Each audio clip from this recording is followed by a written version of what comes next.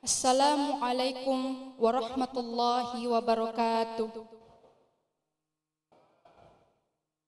Alhamdulillahilladzi ja'ala asy-syamsa dhiya'an wal qamara nuran wassalatu wassalamu ala asyrafil anbiya'i wal mursalin sayyidina Muhammadin wa ala alihi wa sahbihi ajma'in. Amma ba'd.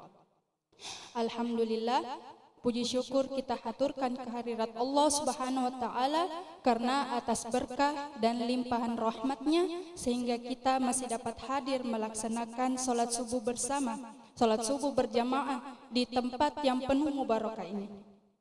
Salawat dan salam kita kirimkan kepada junjungan kita Nabiullah Nabi Muhammad sallallahu alaihi wasallam. Allahumma sholli ala Sayyidina Muhammad yang telah mengantarkan kita dari alam kegelapan menuju alam yang terang benderang dengan satu konsep minal zulumati ilan nur.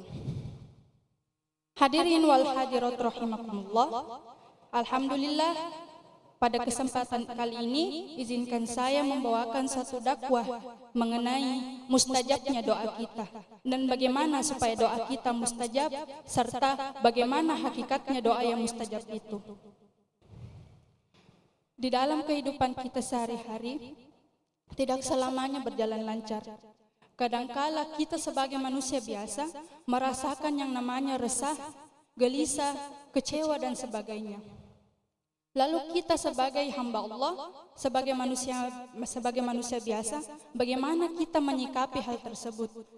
Mungkin beberapa dari kita menyibukkan diri dengan hal-hal yang bermanfaat atau berkumpul dengan keluarga ataupun rekan sahabat kita.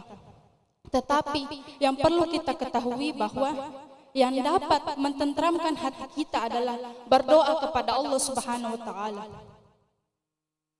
Ada sebuah kitab hadis yang ditulis oleh Imam Ibnu Katsir.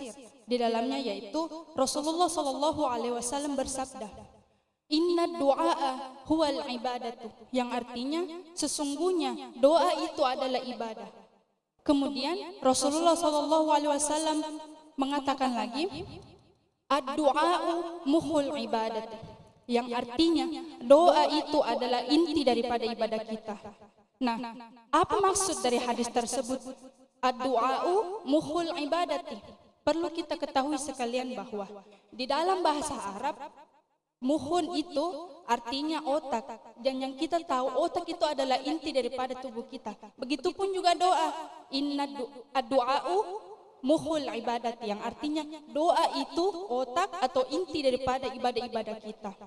Makanya ketika kita merasa resah, merasa tidak enak dalam hati, merasa terzolimi, merasa kecewa, berdoalah kepada Allah Subhanahu wa taala, karena di saat itulah doa kita mustajab. Dan obat yang paling mustajab itu adalah berdoa kepada Allah Subhanahu wa taala. Sebagaimana juga Allah Subhanahu wa taala berfirman dalam Quran surah Al-Baqarah yang berbunyi, A'udzubillahi minasyaitonirrajim, Bismillahirrahmanirrahim. Wa idza sa'alaka 'ibadi 'anni fa inni qarib ujibu da'watad da'i idza da'an falyastajibu li wal yu'minu bi la'allahum yarshudun. Nah, kemudian apa korelasi ayat tersebut dengan doa-doa kita? Apa hubungannya dengan kita sebagai seorang hamba agar selalu berdoa? Nah, maksud dari ayat ini yaitu Allah itu dekat dengan kita. Fa inni qarib, yaitu maksudnya Allah itu dekat dengan kita. Jadi ketika kita memiliki hajat, ketika kita memiliki keinginan, maka berdoalah kepada Allah Subhanahu wa taala, karena sesungguhnya Allah itu dekat kepada kita.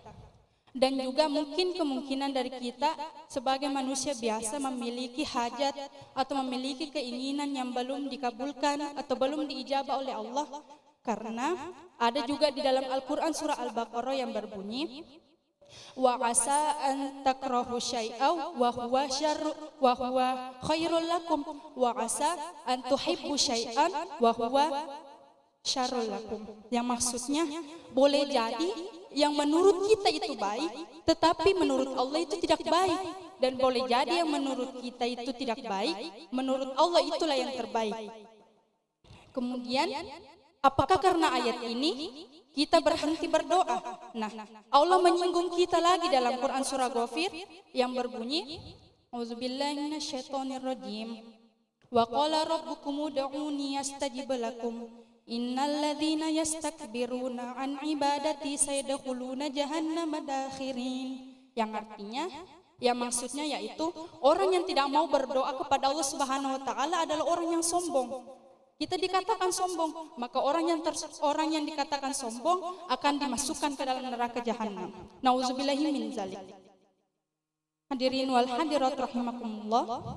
Setelah kita mengetahui hakikat dari doa mustajab tersebut, kita perlu ketahui bahwa ada caranya dan ada waktu tertentu. Maksudnya ada adab dan waktu tertentu supaya doa kita diijabah oleh Allah Subhanahu wa taala, supaya doa kita mustajab. Adapun adabnya yang paling pertama yaitu ikhlas lillahi ta'ala.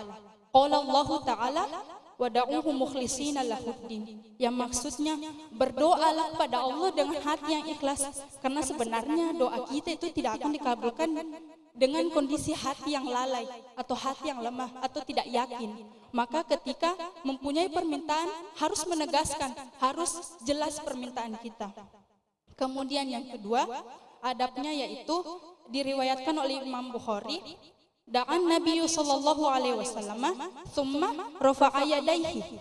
Yang maksudnya dari hadis ini, ketika Nabi kita Nabi Muhammad sallallahu alaihi wasallam berdoa, dia mengangkat tangannya. Kemudian setelah itu dia memulai pujian kepada Allah Subhanahu wa taala, lalu disambung dengan bersolawat. Kemudian kita meminta hajat kita dengan ikhlas dan khusyuk.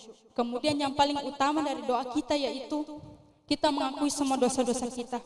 Kita mengakui semua kesalahan kita, baik dosa kita kepada manusia ataupun dosa kita kepada Allah Subhanahu wa taala. Setelah kita tahu adabnya, ada juga waktu tertentu di mana doa kita mustajab, di mana doa kita insya Allah akan diijabah oleh Allah.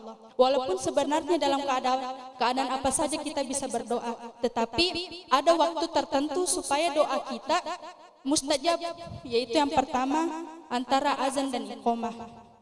Kemudian ketika hendak sahur, kemudian saat berpuasa, lalu hendak berbuka.